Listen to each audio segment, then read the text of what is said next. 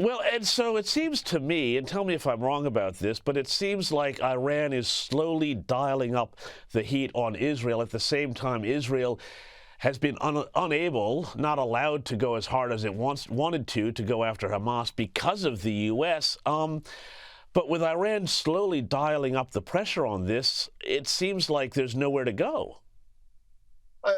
I think that's exactly right. Again, I think the key factor is the American policy, because the United States has put a protective shield over Iran. It restrained Israel back in April, when there was that exchange of attacks between Iran and Israel. It restrained Israel before Iran attacked, and then it restrained Israel after Iran attacked. This comes back from the Obama administration. All the Obama guys are back as retreads in the White House now under Biden. But what is the rationale for saying, oh, hey, Iran, they're not so bad. We want to make them legitimate. At some point, this seems like insanity. Well, I think there's three main rationales, or three sort of baskets. One of them, which we don't have to really go deeply into, but it's exactly what you were talking about in the segment before you came to me, about the woke ideology that is now the dominant ideology. The woke foreign policy likes Iran and doesn't like Israel. It wants to downgrade Israel, and it wants to find an accommodation with Iran. That leads me to the second factor, which is that the administration has a theory that it is better to manage relations with Iran from this position of mutual non-belligerency, or offering the Iranians over and over a mutual non-belligerency. That's the best way to manage the whole region.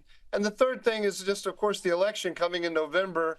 The administration wants a quiet life coming into the election in November, and it thinks that the easiest way to dial down all the tension in the region is just to get Israel to make certain concessions, stop the war in Gaza, and then that immediately will stop the attacks from the Houthis and from Hezbollah and everybody else. So restraining Israel in the minds of the administration is the easiest way to get to a quiet life. I mean, God, that's just insanely dysfunctional when you think about the implications for that. But I don't think they're going to have a quiet time of it to the election. We talk a lot about the border on this show, and scary story this week where 8 men with potential ties to ISIS out of Central Asia were arrested around New York, Philadelphia, and Los Angeles. Officials said all 8 men crossed through the southern border into the U.S., and their criminal background checks came back clean. Have a listen to the acting ICE director's appalling reaction to this. Customs and Border Protection is the ones who encounter them at the border. It's not us. But it's not that sometimes there's just no information on individuals. I mean, it's quite common where there's just nothing. You know, you don't have anything. There's no criminal convictions. There's no threat information or whatever on these individuals. Or maybe these individuals are from an area that are particularly of concern, but that pops up later when you get information later on. Michael, I'm a little concerned that this is just sort of the reaction of immigration and customs officials. Oh, well, you know, we don't know anything about these guys. They walk across, who knows? Oh, they're ISIS. This is not good, is it?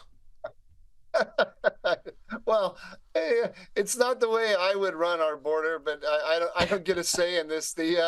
I'm with you. I mean, I think everyone who looks at this, with the sober eye, has to conclude that it's dysfunctional, but they want to get as many people in here as possible before the election. So it's clearly a policy at this point. I don't think you can look at what's been happening on the border and say that they're seriously trying to stop people from coming. On the contrary, they want more, and they want them to become Democratic voters.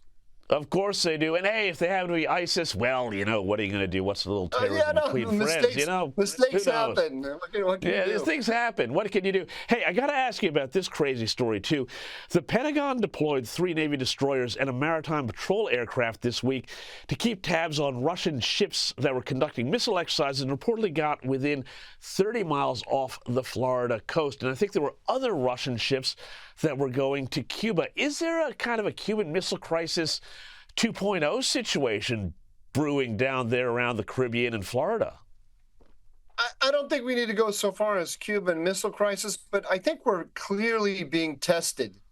We're being tested by the this alliance or alignment, whatever you want to call it, this grouping of China, Russia, and Iran.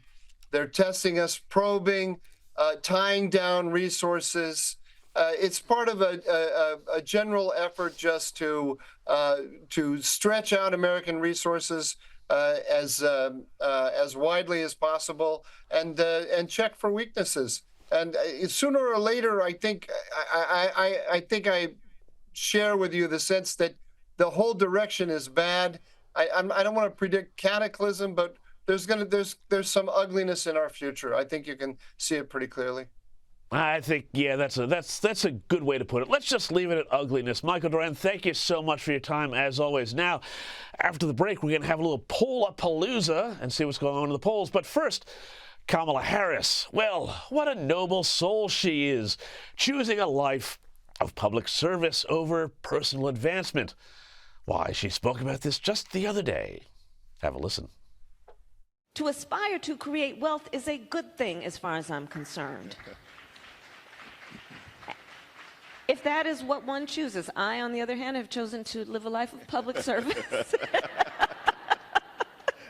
But I am all for any of you. Get yours if that's what you want, right? Yeah, she's laughing all the way to the bank. According to Forbes magazine, that life of public service, as well as being married to prominent lawyer Doug Emhoff, means she's worth about $8 million. But yeah, you get yours.